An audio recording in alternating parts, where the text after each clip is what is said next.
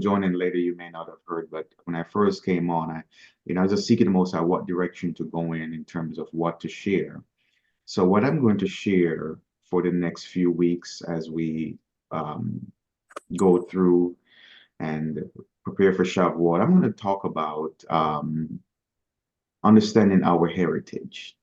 Now, this is a lot of information, so we may have to make some adjustments, but I want us to understand the information about our ancestry and our heritage on a level where Mark didn't have to open a book and read from. He didn't show up Richard in the PowerPoints, which I'm going to use because I'm teaching, but the way that information is transmitted by the Maroons, it's from generation to generation. It's passed down from father to son or from mother to daughter.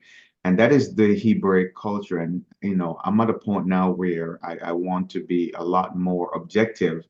And so that's the way it's done in a lot of ancient Near Eastern cultures.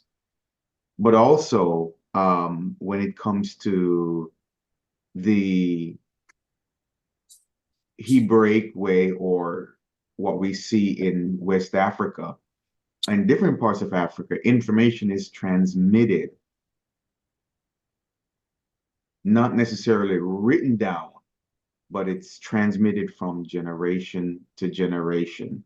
So it's incumbent upon us, Mishpeka, to teach our children about their history, to teach our children about their heritage.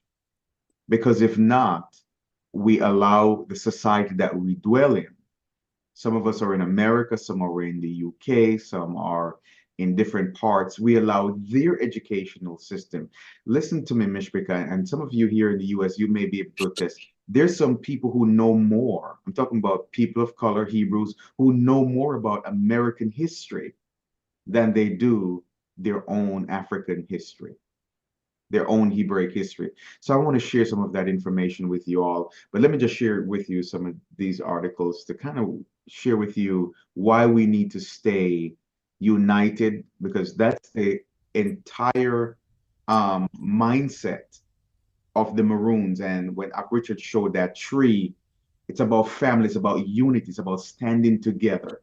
So this was back in 2022. The national debate over Jamaican Maroons claim to be a sovereign state. And it talks about the relationship between the Jamaican Maroon communities and both colonial and post-independent governments remain complex. And of course, this is a great article, but it it shows the sentiment of the Jamaican Prime Minister currently, Andrew Holness, where he was asked, is he going to provide support to the um, people in Okompong and some of the Maroon areas? He was asked about the issue of Maroon sovereignty and his administration decision not to fund projects in Okompong. In response, Holness alluded to some threats that the average citizen looking on might think is innocuous, vehemently asserted Jamaica is a unitary sovereign state. There is no other sovereign authority in Jamaica other than the government of Jamaica. So this is rhetoric. You say, I want to be absolutely clear, none.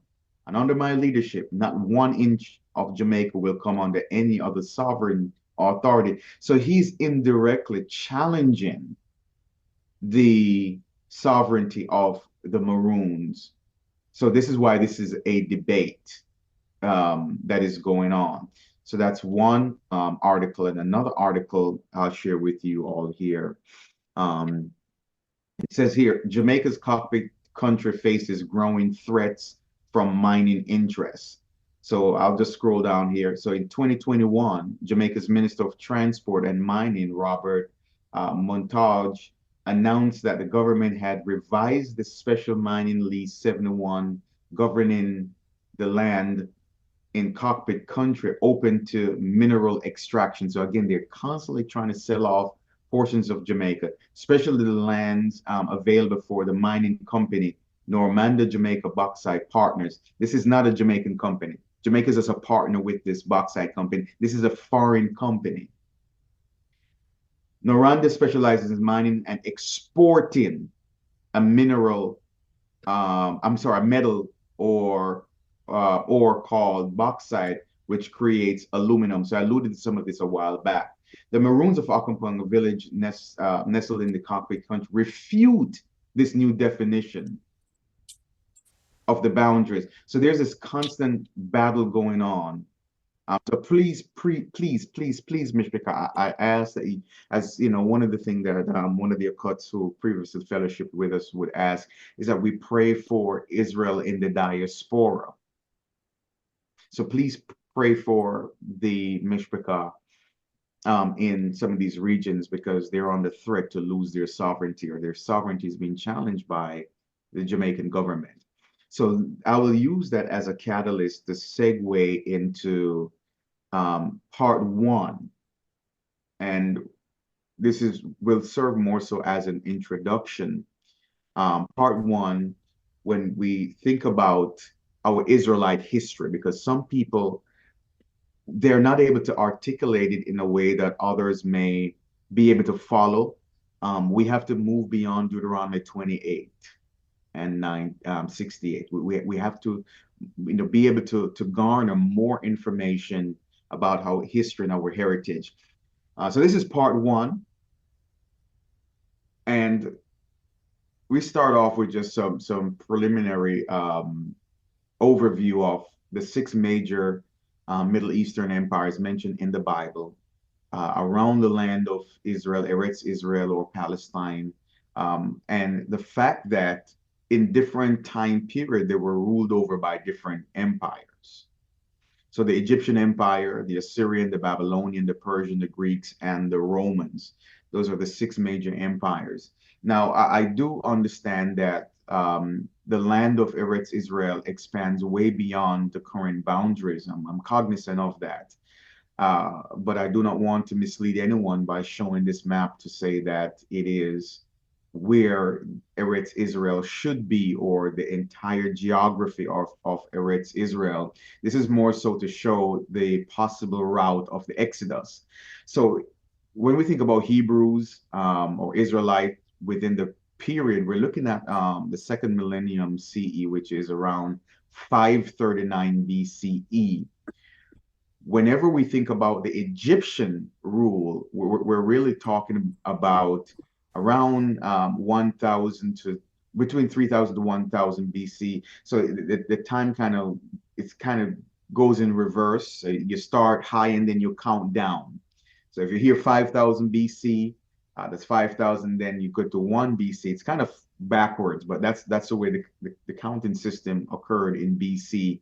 And then AD counts forward. It goes from 1 to right now, allegedly we're in 2024, and it will keep going up, while BC, fascinatingly, decreases while AD increases. Just some fascinating breakdown there. All right, so when we think about the Egyptians, we're introduced to them as possibly the largest people group or governmental authority, or what would consider an empire state, or what would people would say world government, and localized to a certain area. They dominated certain areas. However, when you look at the areas where the Ivrim resided, the Egyptians were over that area. Someone's mic is open. If you don't mind closing your mic. Crazy, yeah. Toda. So when we look at this region, this is where a lot of the Hebrews dwell.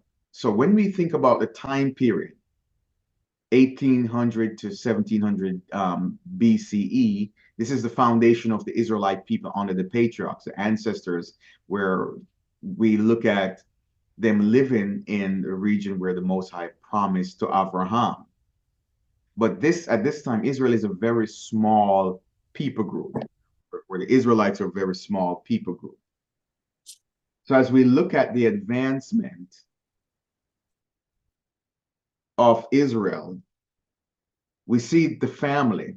So we start at the beginning, and a lot of people are not aware of this. So this is why we want to bring this in. So it started with Abraham, but Abraham had predecessors. So Terah is the father of Abraham, and Terah had Nahor, Haran, and Sarai. So when we read the text, Abraham and Sarai had the same father, different mother, but Abraham married his sister, or it alludes to half sister, because they did not have the same mother. That was later on outlawed. When the Torah was given, you cannot marry your next of kin. So I'll use this as an opportunity to share the evolution of laws and customs within the framework of Israelite culture. So as we look at the breakdown there, we have Abraham. Um, with Sarah, he had Isaac. With Hagar, Ishmael. Ishmael, interestingly, had 12 tribes as well. Isaac, who married Rebekah, and from Rebekah comes Jacob and Esau. And from Jacob, we have the 12 tribes of Israel. And if anyone wants these slides, I'm willing to share them with you all.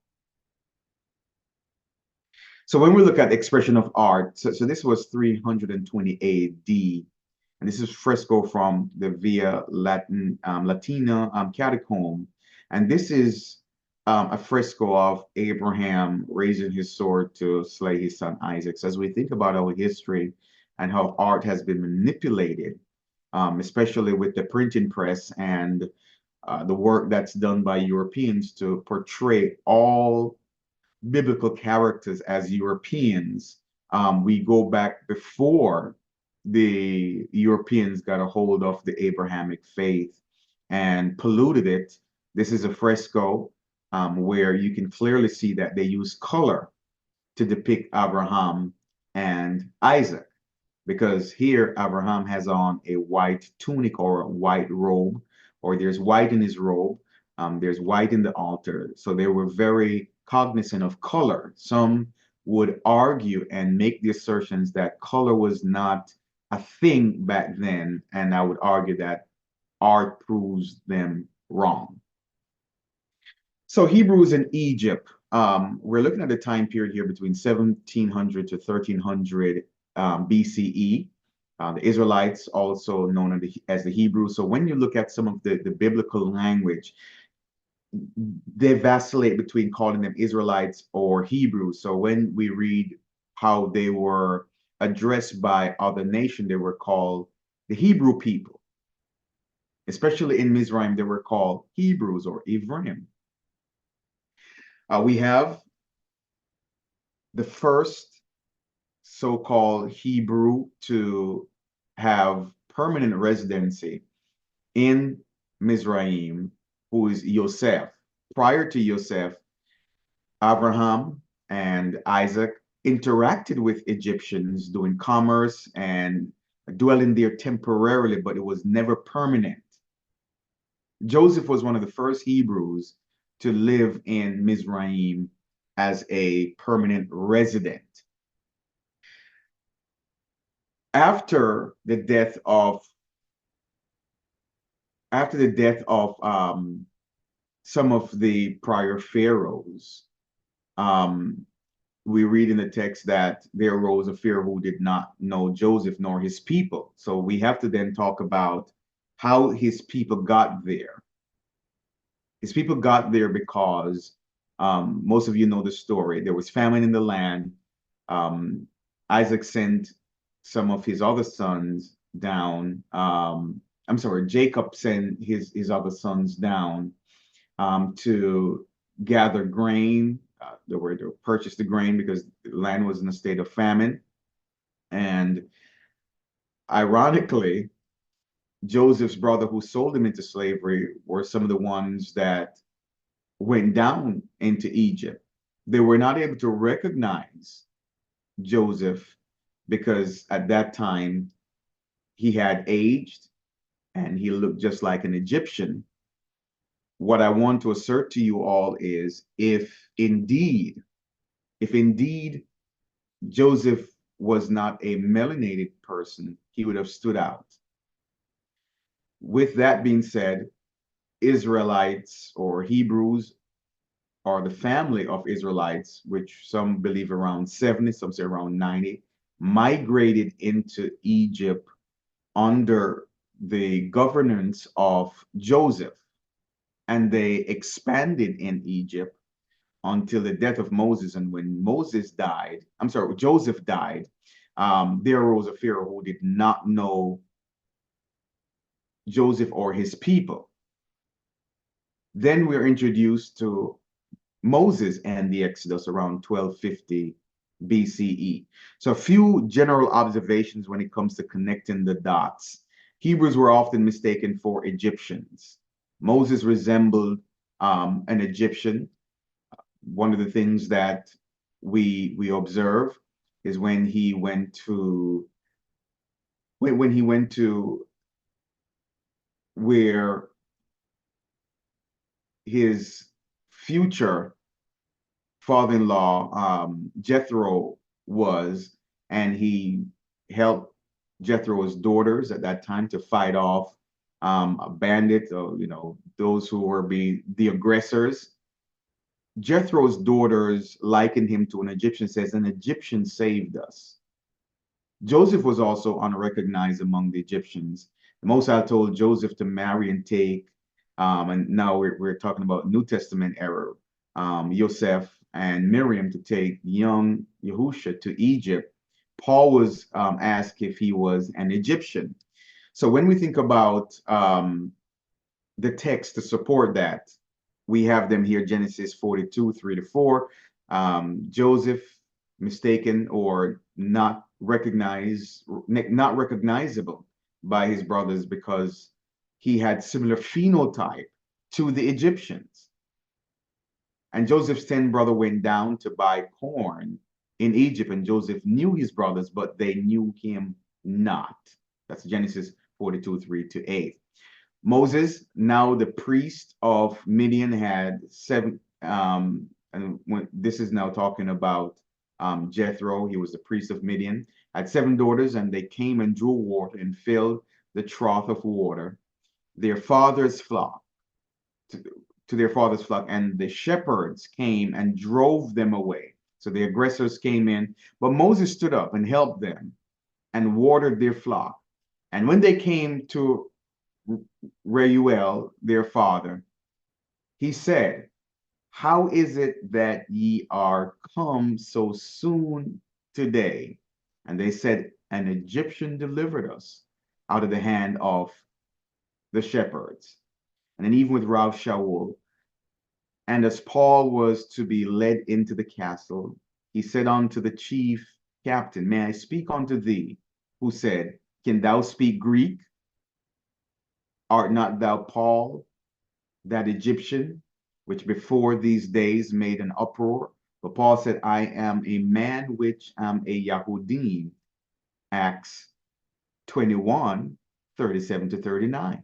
So Paul said, no, I'm a Yahudim. Why? Because the Yahudim look like the Egyptians. So when we think about expression of art, this is a painting that many believe occurred around 303 BC and 256 AD. The timing is not confirmed, but it's in that late time period. And this is in Dura Europa synagogue. And this is a depiction of Moses and the Hebrews crossing the Red Sea while being pursued by Pharaoh. And as you can see, Moses is depicted as a melanated person because within this picture you have white tunics.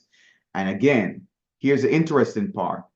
The color of the Egyptians who's being pointed to on the right has the same color as the people on the left. Or depending on how you're looking at it, your screen, it could be left or right. But what I want to point out here is that the color of the people being depicted, it's one and the same. So even in some of the later artwork, the Egyptians do have the same or similar skin tone and phenotypes. So early in my awakening, this was something that kind of grabbed my attention, that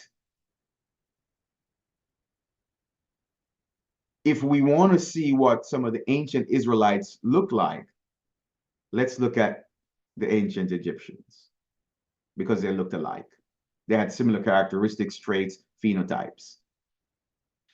So so historical evidence, in 1782, a French philosopher and historian named Count Constantine de Volney visited Egypt and said this: all the Egyptians, wrote de Volney, have a bloated face, puffed up eyes, flat nose, thick lips. In a word, the true face of the mulatto. I was tempted to attribute it to the climate, but when I visited the Sphinx, its appearance gave me the key to the riddle. On seeing that head, typically Negro in all its features. So some people in academia want to discount the fact that the Sphinx had Negroid feature, or the ancient Egyptians had Negroid features. So if the ancient Egyptians, or the Egyptians that dwelled during the time of Moses, had Negroid features, guess what? Moses and the Israelites had Negroid features. In 2012, the laboratory called DNA Tribes released a DNA result of Pharaoh Amenhotep III and Pharaoh Tutankhamen. They lived around 1300 and 1400 BC. The results show that they had the same DNA as people from the Great Lakes and southern Africa near Uganda. This is DNA evidence showing that the ancient Egyptians were Black African people. We'll share this image and then we'll pick back up. So this is a depiction of Pharaoh Amenhotep, 18th dynasty, around 1300 BC. Let me show this one. Let's look at this one as well.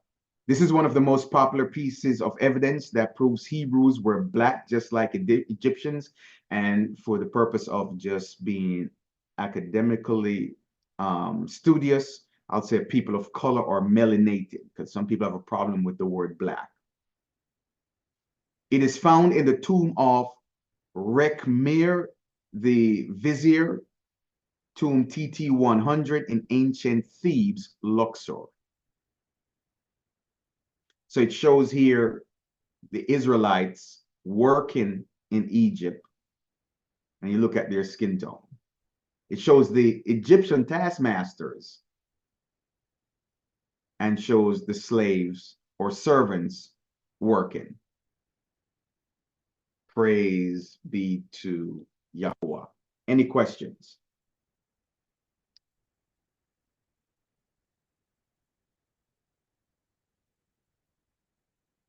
Any comments?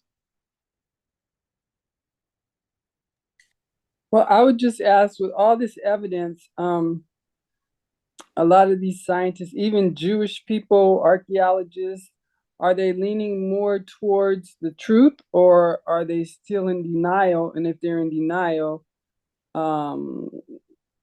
besides them saying things like the paintings, they got darker over time and silly things like that. What do you think? Do you think that because National Geographic, I remember years ago, they said that Adam and Eve, Adam and Cow were Black. They said that in the National Geographic. So I don't know where people got off. But have you seen that in with palm colored people? Yeah. So one thing about scholarship, I believe, will never see things in a Unitarian sense where they're all in agreement. From what I've observed with scholarship, there's always a division where you have one group of scholars who agree on a matter, and then you have another group who disagree on a matter, and then they both put out papers and articles stating why they agree or why they disagree. So to answer your question more succinctly, when it comes to quote unquote Ashkenazim or European Jewry, let me just say that because I think that captures a wider audience. European Jewry, they're split. You have the academics, for example, your Shlomo Sands, your Arthur Kessler. You have several non-religious European Jews who do acknowledge and say that the original Israelites were a people of color. But then you have the religious scholars who adhere to Judaism, who I believe, in my opinion, seek to continue the posterity of whiteness, and they reject those scholars' work and said that no, the original Israelites were a lighter complexion, and they appealed to the Hyksos and different paintings on the Egyptian walls that show a Caucasian race of people who did commerce with Egypt. But I've been privileged to listen to the work of Maury Zion Lex, who disproves that argument. So scholars remain split, but you have more scholars now who are agreeing that the Israelites, and we're caught up in a web of semantics where, well, we cannot say Jewish, we have to say Israelites or the Hebrew people, because now Jewishness has been carved out as a different people group that can attain Jewishness through conversion. So we find ourselves, it's like playing hopscotch.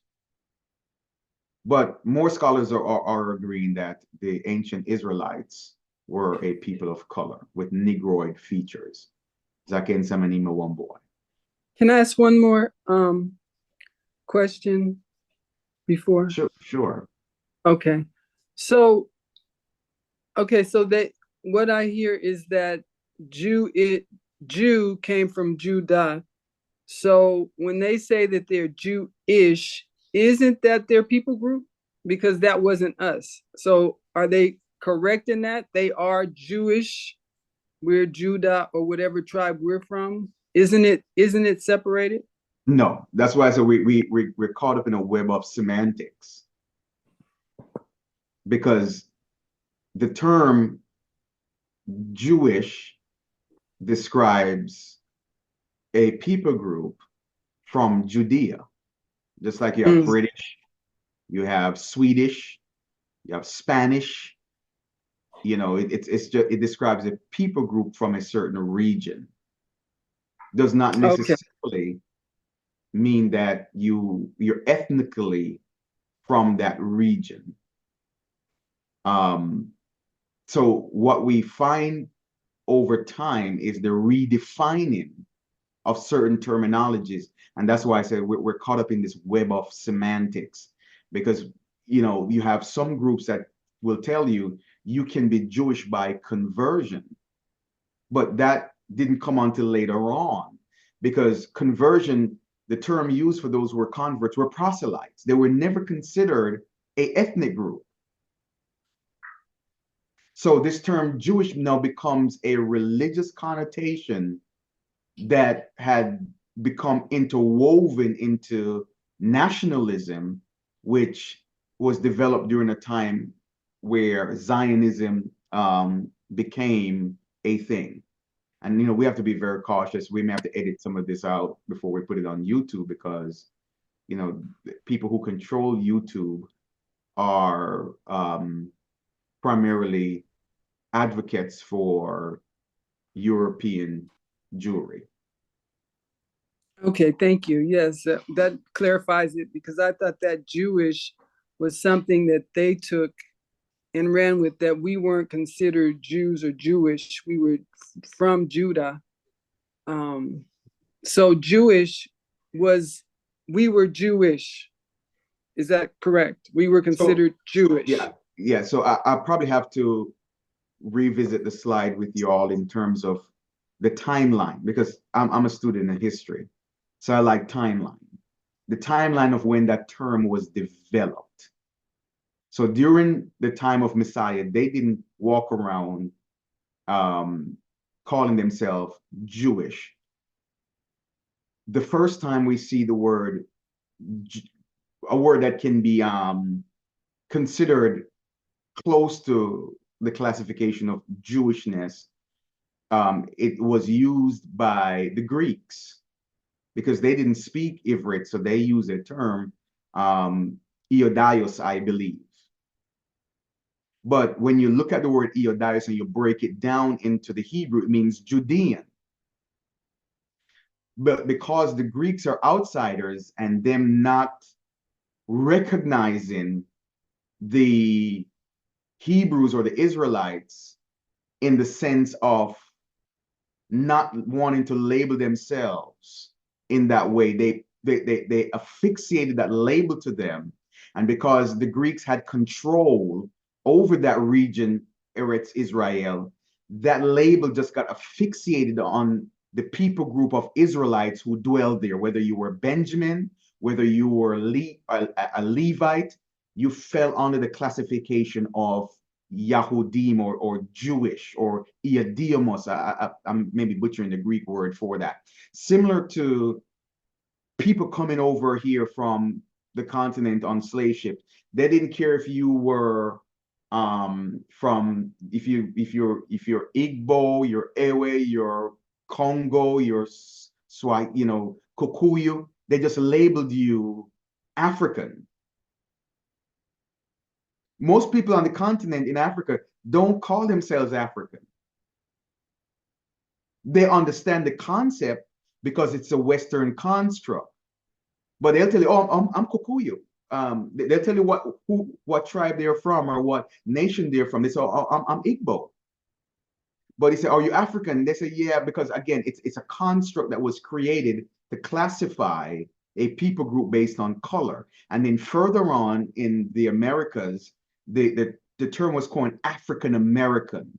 So now you're completely lost because if you came over as Ewe, if you came over as Igbo, if you came over as Kikuyu, that is no longer relevant. You're classified under this one banner of African American. So when you go to fill out an application, you see white, African American, Hispanic, Native American, and other. So you're like, okay, which one do I choose? The one that closely identifies me as a people group is African American. So most of us check that box. Now I'm checking out and I'm putting in Hebrew, but that's a whole different story.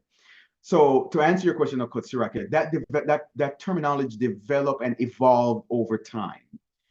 Hebrews did not originally walk around call themselves, hey, Southern Kingdom or hey, Judean or Yahudi. That was developed primarily under the Greek rulership. So by the time we get to the New Testament, Paul is saying, I'm a Yahudi, although he's from the tribe of Benjamin. So it evolved over time. So it's a much deeper discussion in terms of how that term evolved and what it means today. What it means today is not what it meant historically. Because now they're saying, not what it means today now is rabbinic European Judaism. And I think I shared a video a while back where this European Jew goes to Africa and he's talking to some Hebrews and they're like, our history goes further than yours. We know that we're the children of Israel. We're from the 12, the tribe of Dan. He said, do you want to be a Hebrew or do you want to be an Israelite or do you want to be a Jew? What kind of question is that? But again, it's because over time that term has been colonized by Europeans. Praise Yah. Toda Rabbah, that's great. Do you teach that in your course about go further into the where the names came from and that type of I thing? do in Church History 1, because we talk about the Gentiles and different terms in the New Testament that can be elusive when it comes to Gentiles, and then we look at the word Yahudim, Yahudi, and some of that from a linguistical standpoint, not necessarily historical evolution. Okay, Toda Rabbah. Bevakasha. All right, we have Zakin Sam Emo on board, and we have More Eric. Praise Yahuwah. And I was going to say that about Church History 1. That's where I learned that, because I think we have been taught anything Jewish is, and we know they are Ish people, but it was a term that was used to describe our people at one point.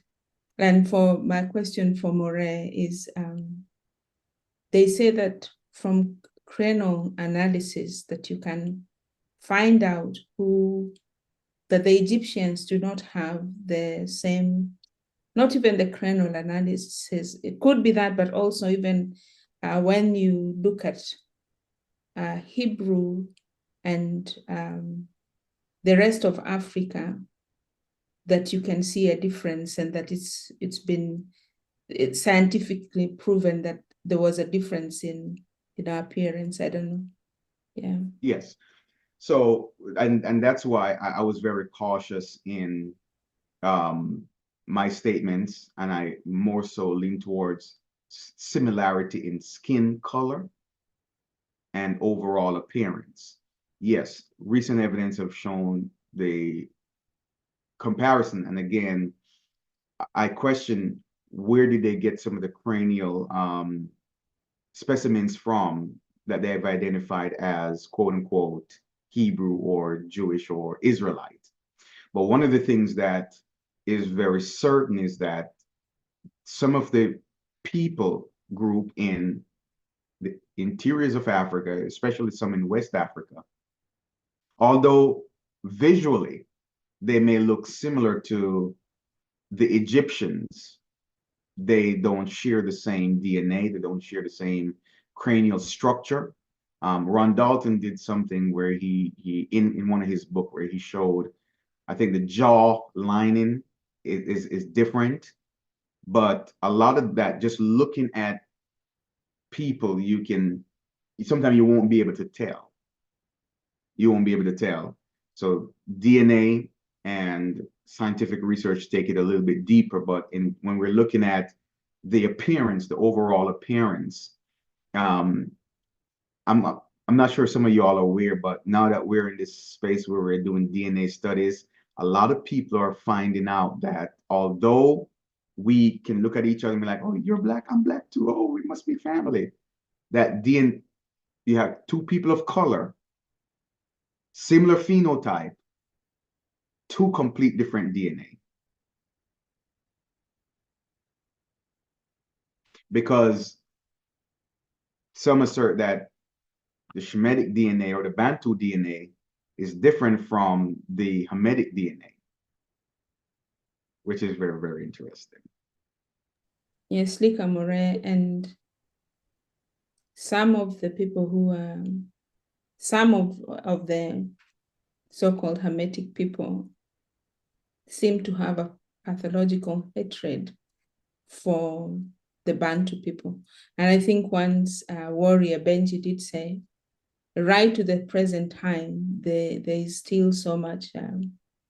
Some people just will not like you just because you're a Kikuyu. Not even like you, they have, and of course, my people can be very arrogant, I'll just say that.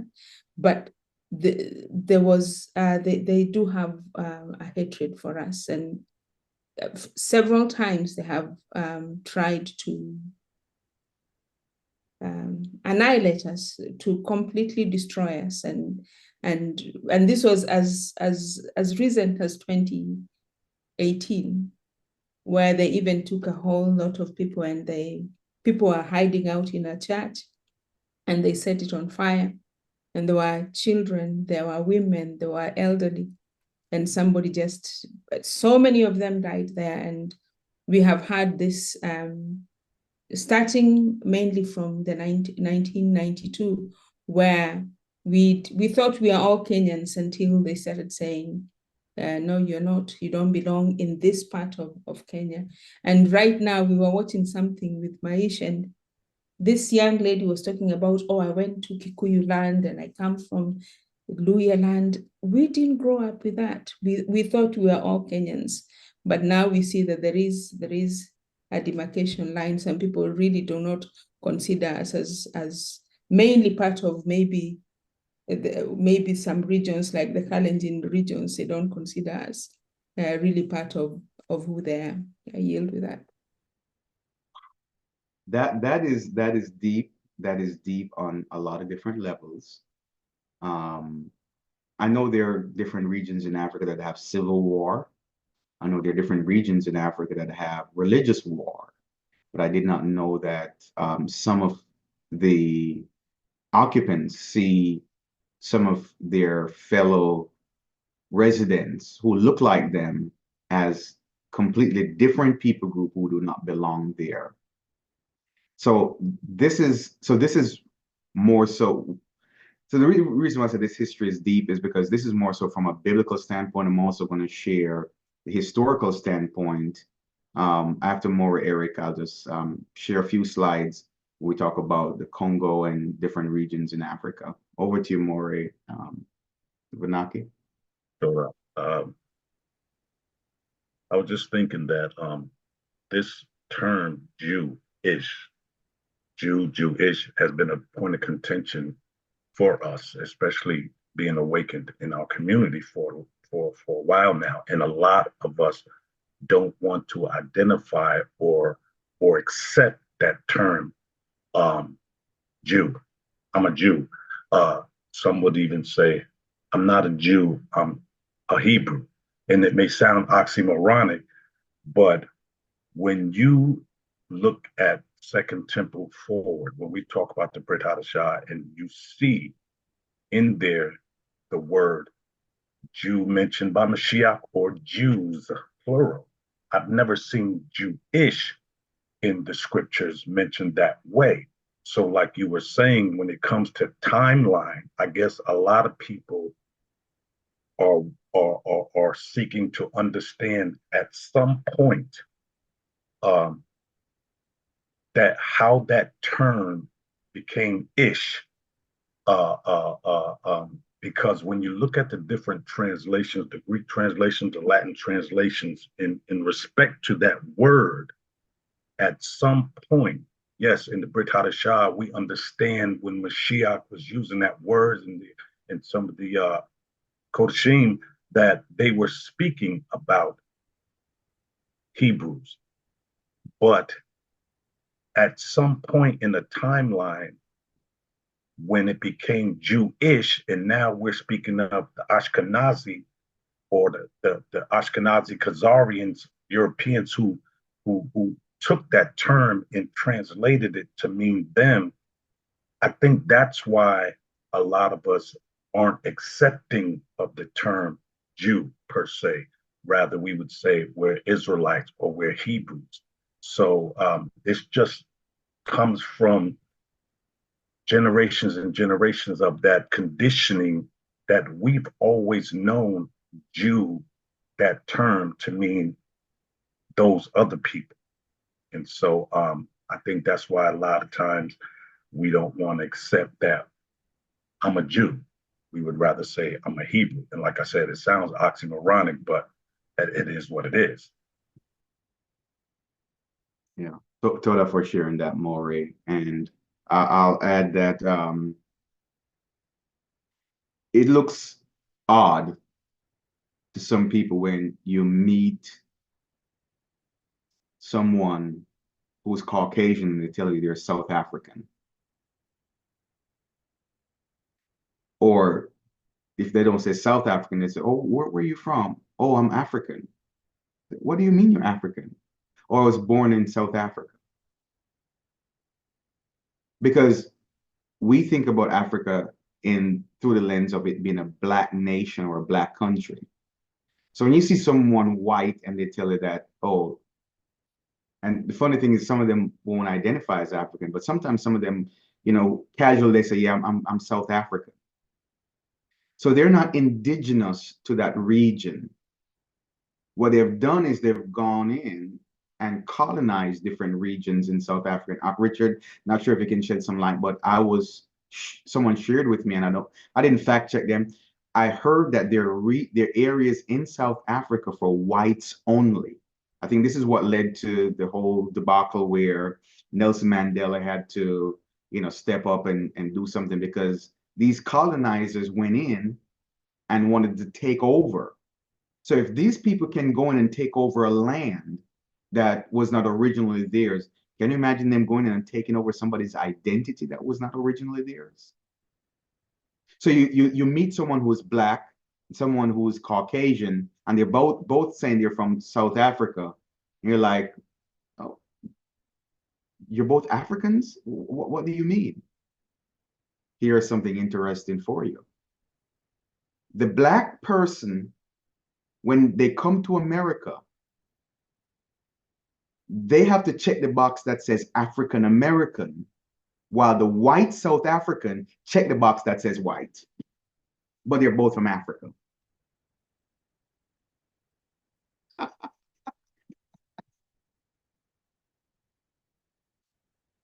So it's not far-fetched that these people have a propensity, and I've shared a few posts on Facebook just musing over some of the lessons that we've taught in church history too. And it's without controversy that these people have a drive to control. Ema Deborah said something earlier where she said that people purchase pets during the pandemic, and after the pandemic, they got rid of them. She said that most people see the British people as being selfish. That is the overall character of that people group throughout history that I have traced all the way back to the Greeks. They think of self first. So when we think about the Greeks, when we think about the Romans, some of the Roman emperors, they were very narcissistic. They thought about themselves first. It was about them. They would even put themselves above their own nation. And then when we see the transition with the Roman Empire falling and the new Roman religious power, the Roman Catholic Church, spreading throughout Europe, there were a lot of wars in Europe that a lot of people may not be aware of, by different nations just fighting each other because it's about self.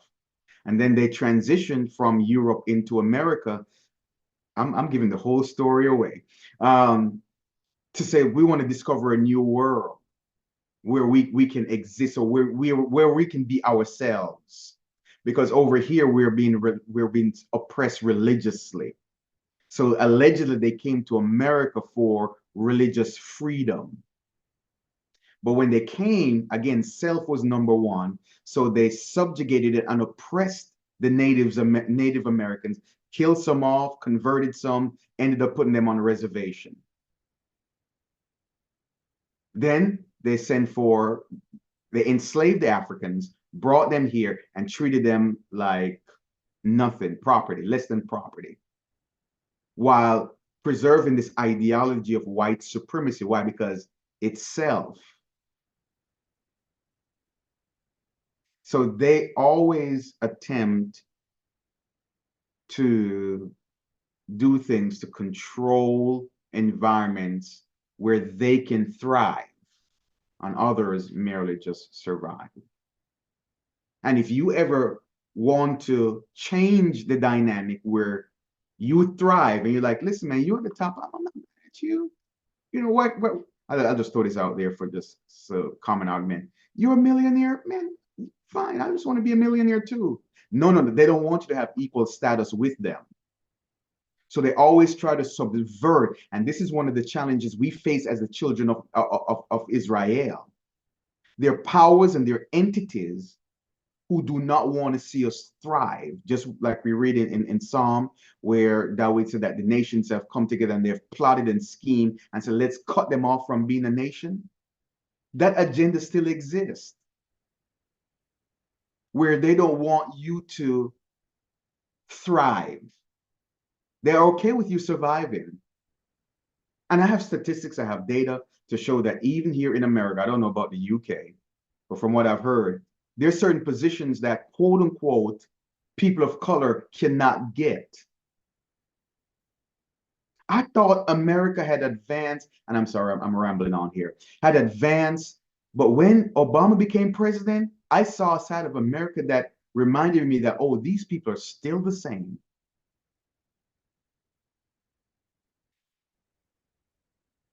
So we have to be united, Mishpika. We have to have this mindset to unite, to be one, to put aside our grievances. There's so many grievances within the Hebrew community. But again, it goes back to our own history and heritage. I was reading Isaiah last week and just meditating on just the very first chapter where the Most High said to Israel that you are rebellious. He said the whole head is sick. Can you imagine the Most High looking at the nation of Israel and say, you're a sick set of people? He said the whole head, meaning the word we use for head is rush, the leadership. So the whole leadership is sick. Can you imagine? That's the Most High's assessment. But we normalize dysfunctionality. We normalize chaos, confusion. We normalize division and strife in the name of, oh, this is what the Most High is doing. And almost everybody now have this instrument that I'm trying to figure out how they got it. They just know the mind of the Most High, and the Most High is speaking to them and telling them things, although some of it is not coming to pass. I'm like, oh, what is it like a channel? And I'm not trying to make light of the situation, but I'm almost like, is there a special frequency you have to get into? Some of you may never know about this, but back in the day, we had a radio, and we had to turn the dial to pick up a channel, and there are times we had to take it outside and hold it up. Some of y'all don't know about that stuff. So I'm like, is there a certain way you have to position yourself so you can pick up the frequency of what the Most High is saying? Because people are making it sound as if the Most High is doing the most talking in this dispensation, and what the Most High is saying is contradictory. They're alleging this is what the Most High is saying. It has become a mass contradiction, and Israel right now, unfortunately, what the Most High said, the whole nation is sick, the whole head is sick. And when I say this, I'm not talking about every individual. So Mishpika, I'm learning not to use so many broad brush statements. But Israel right now, or some of the people within Israel, we're in a state of confusion. I'm just going to call it for what it is, Mishpika. Just a state of confusion, different doctrines, different calendars, different ways to pronounce the name, different way to observe the Sabbath. It's just we need help. We need to humble ourselves and pray and turn from our wicked ways. I'm not here to call anyone wicked, but this is what the scripture says. So if you have any grievance, please take it up with the Most High. This is what he wrote. When the Most High looked down and Israel said, you're rebellious people, I have conversations with Christians, and I'm like, you're going to literally stand here and fight against the word of the Most High that says we ought to eat a certain way and we should observe the feast days? That's the level of rebellion within Israel. No, Jesus already fulfilled all of that, so I don't have to do it. I'm like, then why were the other apostles doing it after he supposedly fulfilled it? Oh, they didn't get the full revelation. Remember, the Most High had to give Peter the revelation to go speak to the Gentile. So this thing is progressive, and Paul got it right. I said, after Paul wrote, what about John? John says, here's the patience of the saints, those who keep the commandments. What about he says the commandments of God, not the commandments of Christ. What about that? See, let's go over here to Ephesians. No, can we just deal with what Revelation says? No, see, Romans say rebellious people. Mr. Well, in Christianity, I never saw it like this, to be honest with you. You talk to someone who was quote unquote not Christians, and you run into one or few people who were atheists who rejected Christianity. But you talk to people that they'll be like, well, yeah, I know I need to do right. I need to come to church. I need to give my life to Jesus. I know, just keep me lifted up. I'm struggling out here. I'm trying to do the right thing. They were very much aware that they were not in the right place. And they would concede and tell you that, yes, I know I'm wrong. But within the understanding of what the Most High is expecting from the nation of Israel, there are people saying, no, I'm not going to do that. I'm not going to keep Shabbat. I'm not going to stop eating my pork. I'm not going to do this. I'm not going to keep the feast days. Listen to this. I'm not going to stop gossiping. I'm not going to stop slandering.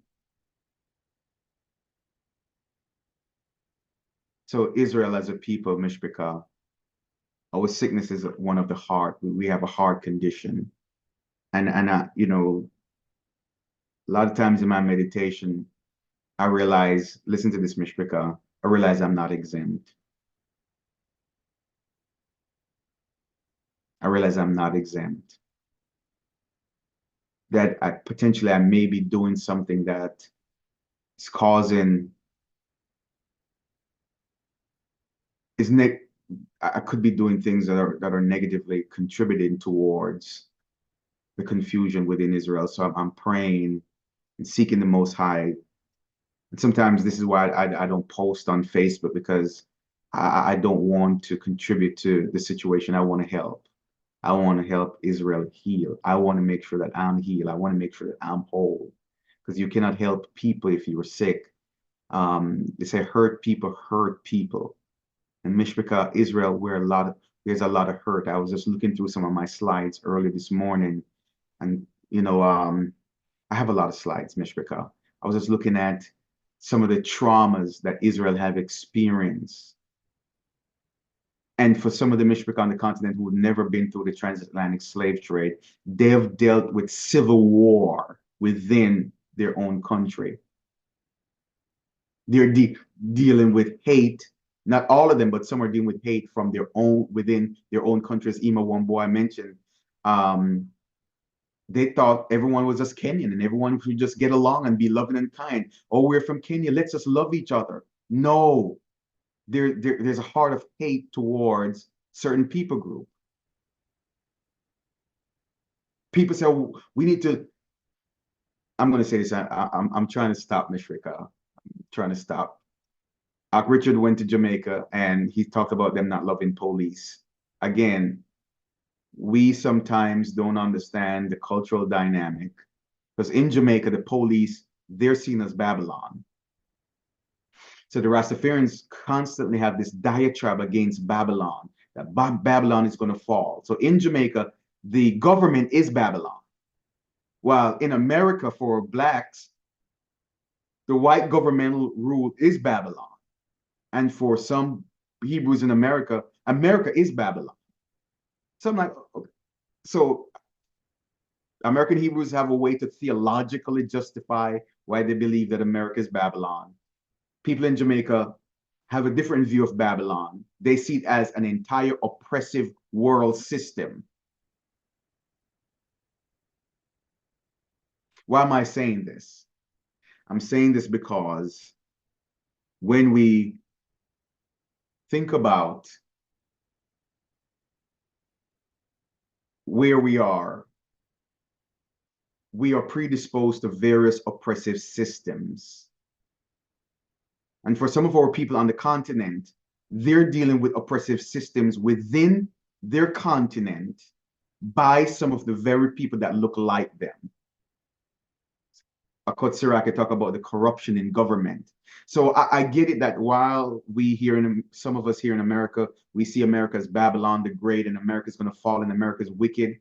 It's a wicked, corrupt system. Because even in Jamaica, they have a wicked, corrupt system. The prime minister is trying to subvert these Maroons and take their land.